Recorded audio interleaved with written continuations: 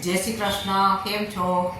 આજે આપણે સરળ અને સાદી રીતે વજનને નિયંત્રણમાં કેમ રાખવું એના વિશે વાત કરવી છે. વજનને નિયંત્રણમાં રાખવા માટે આપણે ઘણા ઉપાયો કરીએ છીએ, જેમ કે ચાલવાનું, સીડી ચડ ઉતર કરવી, યોગ પ્રાણાયામ, કસરત અને ઘણા લોકો જીમમાં પણ જતા હોય છે. પરંતુ ઘરેલું અને સાદી અને સરળ રીતે વજનને કેમ નિયંત્રણમાં રાખવું એના વિશે આપણે વાત કરીએ તો સૌથી પહેલાં વધુ પાણી પીવું. વધુ પાણી પીવાથી શરીરના ઝેરી દ્રવ્યો દૂર થાય છે અને ભૂખ નિયંત્રણમાં રહે છે. બીજું, ખાંડ ખાવાનું ટાળવું. વધારાની ખાંડ છે ચરબીમાં રૂપાંતર થાય છે, એનાથી મોટાપો વધે છે. ખાંડ ખાવાનું ટાળવાથી વજન નિયંત્રિત રહે છે.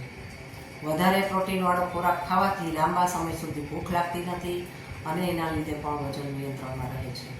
દરરોજ 30 મિનિટ ચાલવાથી પણ વધુ કેલરી બંધ થાય છે અને વજન નિયંત્રિત રહે છે.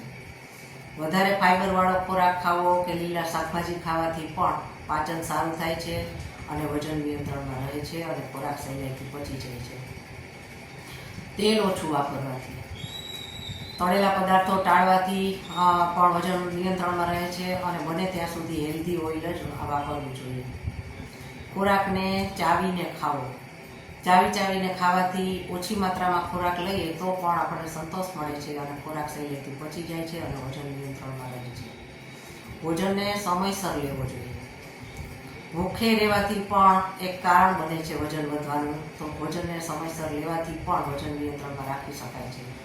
અને દરરોજ મનગમતી પ્રવૃત્તિમાં રહેવાથી પણ વજન નિયંત્રિત કરી શકાય છે. આમ વજનને નિયંત્રિત રાખવા માટેના સાવ સરળ, સાદા અને ઘરેલું ઉપાયો કરવાથી વજન નિયંત્રણમાં રહે છે. તો આ મારો વિડીયો ગમ્યો હોય તો લાઈક, શેર અને સબસ્ક્રાઈબ કરજો.